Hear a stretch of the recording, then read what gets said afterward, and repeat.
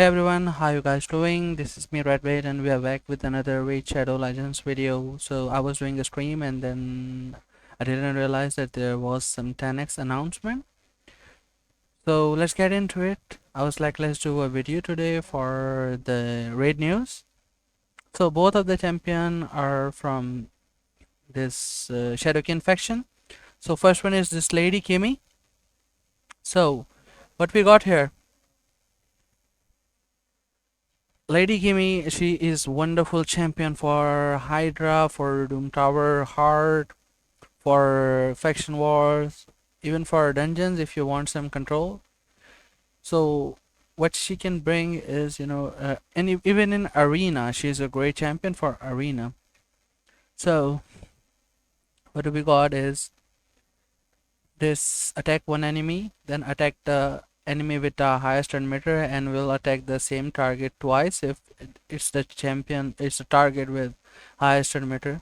So it has 60% chance of decreasing the turn meter by 15%. That's a fair A1, pretty decent. So this is where things start getting interested. Her A2, it got decreased accuracy and decreased speed, both big boy version. On a 3-turn cooldown, she will put the debuff on 2 turns, so that's a great A2. Besides that, she also decreases turn meter by 15% on the same ability. So that's a pretty amazing ability, to be honest. Like you will decrease the turn meter and also you will put the decrease speed. So this works really well on Hydra. If it works, like it lands successfully on Mischief, then the chances of him stealing your buff will decrease. So that's a pretty nice ability on a 3-turn cooldown, even in arena. But nowadays with the sheep meta, people are kind of avoiding this one and prefer this one first. So this is also on, this is on a 4-turn cooldown. Yeah, this is on a 4-turn cooldown. So in this one, she like strip the buffs of opponent, but she will do it like on one buff, and she will replace that buff with block buff. Yeah, that's a pretty decent ability for Hydra actually. When Mischief spread buffs on everyone, so you will replace it with block buff. So this is actually pretty nice, but it's kind of depend on the opponents. Like if opponents are not having any buffs, so this will not work. But besides that, she is filling 15% turn meter of all allies, and she is placing increased accuracy and increased speed on all allies for 2 turns. It's on a 4-turn cooldown, and it's a pretty good ability actually. Like really solid. You are filling turn meter, you are having increased speed, you are having increased accuracy. So if like this increase and decrease would be on this same ability, then she would be like some kind of Lissandra, or the other champion which I'm going to talk about is having this stuff. But let's talk about Kimi first. So her passive, whenever this champion plays a debuff on enemy, also decrease the enemy turn meter by 5% for each debuff. So this is a pretty solid ability. Besides this, whenever this champion or an ally receive a debuff, fill the turn meter by 5% for each debuff received. So she will be really amazing with this passive. It's a funky passive and pretty amazing, to be honest. Like we like champions with funky passives. And besides that, she got this 30% speed in Doom Tower. Pretty nice. I use her in my Dark Fae farming team. So she is like a clutch champion, especially with this turn meter decrease on A2 and A1. So pretty amazing champion. And her base stats are decent enough. Like she is fast, like quite fast, and got some resistance and accuracy. So the second champion will be Shuzen. I'm not having this champion. She will be the 10x for Wednesday. So yeah, Shuzen the Valorous She is basically Lissandra on asteroids. That's all I can say. She is fast. She got like pretty decent stats. She's a support type champion. Her resistance and accuracy is similar to Kimi. I think Kimi is faster, 115. She is 110, but she got more defense and more HP than Kimi. So, what she can offer is this: attack one enemy has 50% chance of placing block active skill for 2 turns. So, attack one enemy with the block active skill, 50% chance is pretty fair, but it's not over yet. Also has book up to 100% chance to steal 20% of the target turn meter if the target is already under block active skill. So this is pretty decent ability for arena. I guess it's a fair one. Her A2. So this is where things start getting interested. So target an ally, and if the target ally is not under a sheep debuff, place increase attack and increase crit rate and increase crit damage on the target for 2 turns, like 3 damage dealing buffs, and then activate instant turn effect on the target ally. So basically that the target, it can be a nuker, okay, and if the nuker is not a sheep, like not affected by that polymorph, what she's going to do is she will apply those damage dealing buffs and then let the targeted ally, which should be the nuker, to take an extra turn, and then it will be the turn of that nuker, even if it's not the turn meter is not yet completed and all. So she can actually activate that, which is actually pretty unique, to be honest. And if the ally is under a sheep debuff, remove it from them. So she is the only champion which can remove sheep debuff from the allies which are under the sheep or polymorph debuff. So this is she is the only champion who can do that, and it's pretty much funky, especially with this um, this scenario where the nuker is not a sheep. So she will basically let the nuker have those damage dealing debuffs, and then let the nuker take a turn, extra turn, which is pretty funky and pretty solid, to be honest. And I was like, okay, so that makes her a void legendary for real, because there are so many void legendary which seems like decent or mediocre, but we want something good as a void legendary because there are so many decent champion already in the affinity type of legendaries. So void legendary are so hard to achieve, and you can't just be okay with a mediocre world legendary, because a world legendary shouldn't be mediocre at all.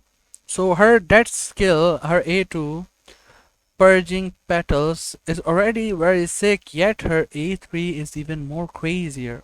Why? Because she is Lissandra on asteroid, or she got the like Lady Kimi's A2 and A3 combined. But we call her Lissandra on asteroids because she's filling 20% turn meter and placing increased speed on the allies, and then she is also decreasing the turn meter by 20% and placing decreased speed on the opponent. So what Lissandra do is she fills 30% turn meter and decrease 30% turn meter on a 4 turn cooldown with increased speed. But what she can also apply decreased speed on the opponent, even though she fills 20%.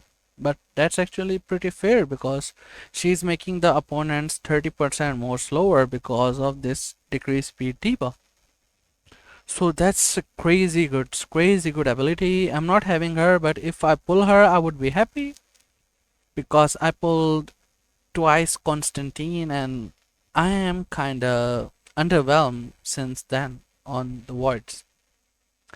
Anyway, her passive increase this champion's accuracy equal to the amount of speed they have. So this again is a pretty funky passive, and She is like a really unique kind of champion. It's not like a regular speedster only. So yeah, this is also funky passive as well. So both, if you get like Kimmy, she can be a wonderful champion for you, and even Shuzan, and you will see her nowadays in that Trunda comp. And her pass her sorry aura is 30% speed in arena battle. It would be crazy if it was in all battles, so she would be a speedster straight away everywhere. But even if she don't have this, this is like putting her little behind than Lysandra. But still, she is a pretty crazy champion, man. A wonderful champion. And also talking about her, I read in the Red News that they are keeping an eye and monitoring the champions, which can give some kind of advantage to the players. So I'm thinking that should be on Trunda, because since the Cadaver nerf, it's Trunda being used with this A2, where she is inflicting, dozens of damage with this skill. So I'm thinking what they're gonna do. They are maybe constantly nerfing and nerfing and nerfing and nerfing champions, while they should change some mechanism for the damn game, like the Hydro Clash, for example. If we talk about a Hydro Clash, I know it's out of topic now. It's no longer about 10x, but okay. So Hydro Clash. So instead of like keeping it like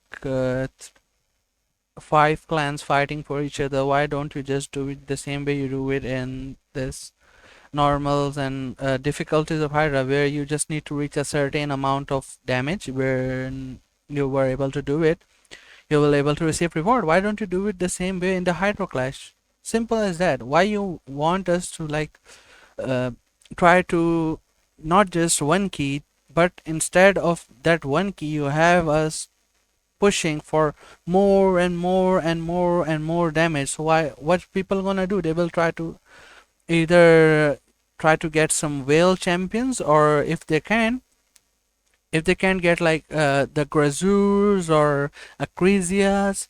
So what they're gonna do is they will try to find something cheesy, a cheese strategy. For example, I'm sure this clan must be having that kind of comps. Here we go. Like, look at that comp. And I don't think he's dealing enough damage with it. But I've seen a ton of Trundas. Okay, here you can see a Trunda. Here you can see a Trunda. So people are throwing in Trunda for like more damage. That's about it. They're like um there are comps with Trunda and Yumiko, like double Yumiko, and the the people were like doing crazy amount of damage with that, like double Yumiko reset with Shuzen and Trunda. Can't see her at the moment. I can't see that here, but yeah, that's kind of a comp people figure out, because not everyone's having Grazoo, not everyone's having Acrisia. So now they will nerf Trunda's A2 and that dwarf rare Madman. Where is my, so this guy also do the same thing on 50% chance on a A1, even though it's like 30%, still it's a lot of damage. But for how long they're gonna do this? I don't think they should like constantly nerfing every champion, because if they do nerf Trunda, people will figure out something new again to tease until the point where it's just Grazur, or it can be just Michinakis, these type of champions which are like kind of most wanted champions for many people. Only these kind of champs will able to compete in Hydra Clash, and it will seriously ruin the game for many of the free to play type players, because not everyone got the champions like two Yumikos to abuse Trunda. But why people do it still, if you ask me? Because they want more damage for the damn Hydro Clash. So why don't you change your Hydra clash mechanism, where instead of like you make two clans suffer every week, they don't get quartz, and now you will add even mythical tomes. So what you guys are thinking? Like three clans will enjoy all the times and two will always suffer. No matter what clan. It can be even my own clan, it can be your clans, it can be any clan. So why this stupidity? Why don't you just change the Hydra clash? Well, I don't want to rant much, but I just felt like for how long they will nerf all the champions, because I can see there, I can see in the clan digest that is going to happen. But besides that, I saw that the amic thingy where the Hydra boss are not swallowing, the targeted champion because of taunt buff, and they said it's working as intended. Finally, something working as intended. I thought it might be got fixed. It might got fixed, but they said no, it won't. So that's a W. I am considering making, Amic, like I am thinking to make my Amic finally for some Hydra and some Phantom Shogun. I'm kind of working on him. So yeah, anyway, this is it for the video, guys. Thanks a lot for watching, and I'll see you guys in the next one. Peace.